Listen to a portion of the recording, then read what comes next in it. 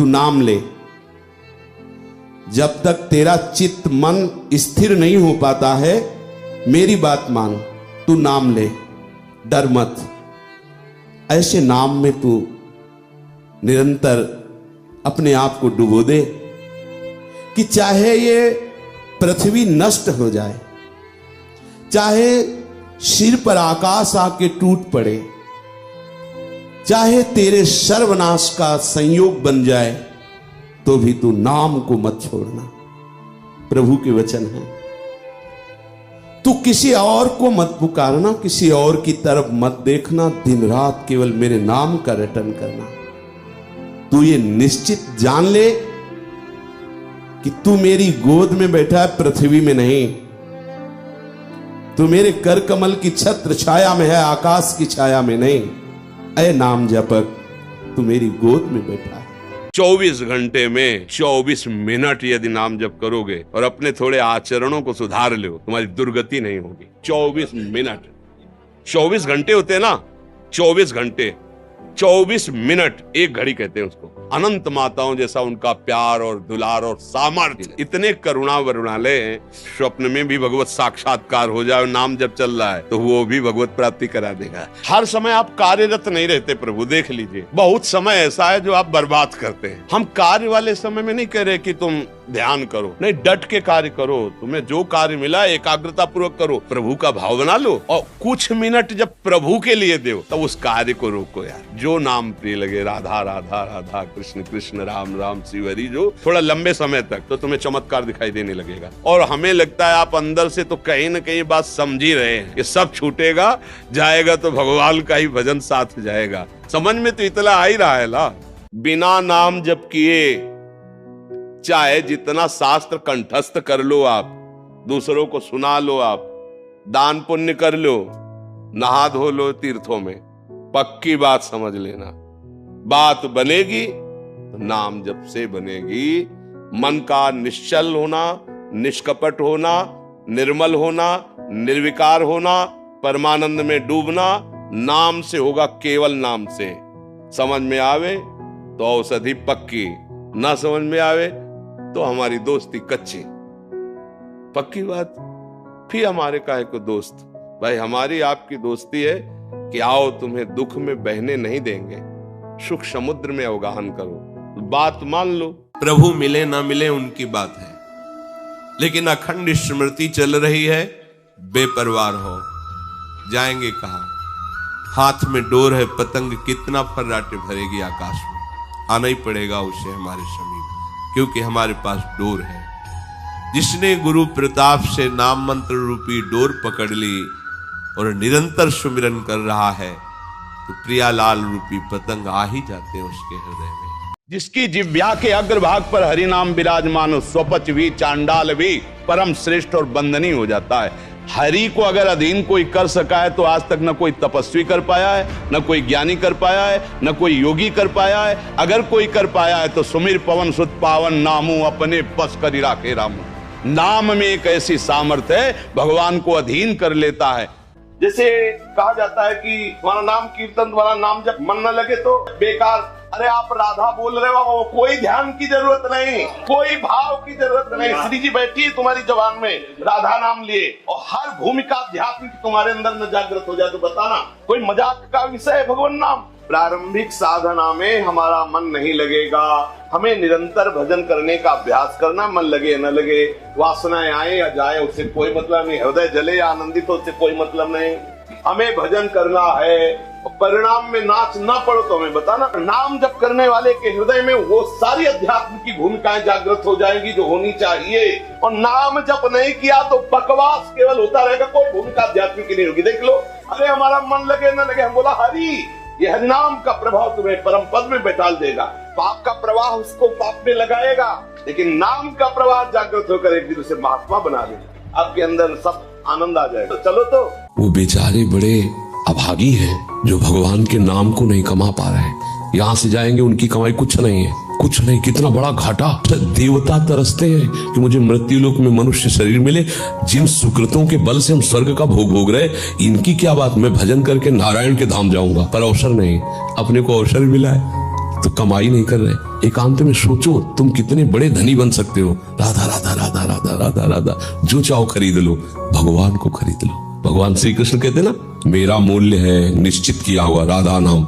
हे चूको मत, कभी खाली मत रहो, नाम जप, ये जीवन सार्थक कर लो। हम कहते हैं एक भजन करता है तो सृष्टि को हिला सकता है, एक भजन करने वाला।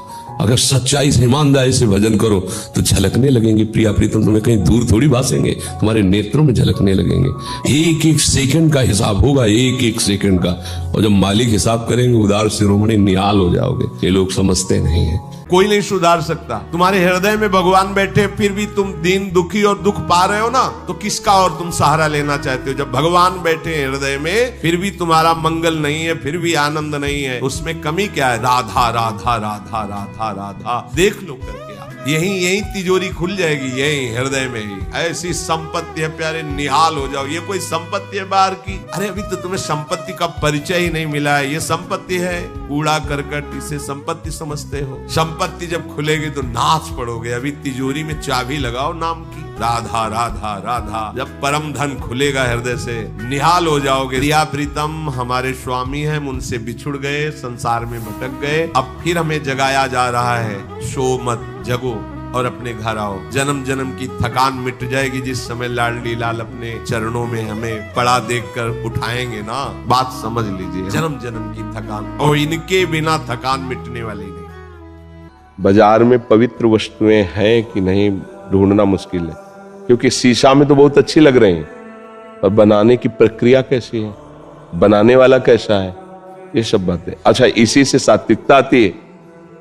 मतलब अन्न किस पैसे से कमाया गया है, वो कैसे आचरणों से पैसा कमाया गया है, कैसा आदमी बना रहा था, किस भाव विचार वाले का, किस भाव से हम पा रहे थे।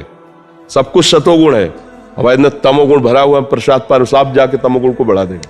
तो हम गुण के अनुसार अब साधना नहीं हो सकती। अब क्या करना है? एकमात्र कलयुग केवल नाम आधार। सुमिर सुमिर कृतयुगे ध्यायत्यम विष्णु त्रेतायाम जयतई मुखई द्वापरे परिचर्यायाम कलो कद्भृति। बस केवल नाम को पकड़ लो, उठते बैठते चलते फिरते, और इससे सब हो जाएगा। यहाँ तुम BSc BCom जो भी पढ़ो, मरने के बाद फिर तुम्हें ककारा पढ़ना पड़ेगा। लेकिन 100 बार तुमने कृष्ण कहा है तो अब 99 से नहीं शुरू होगा, 101 से शुरू होगा।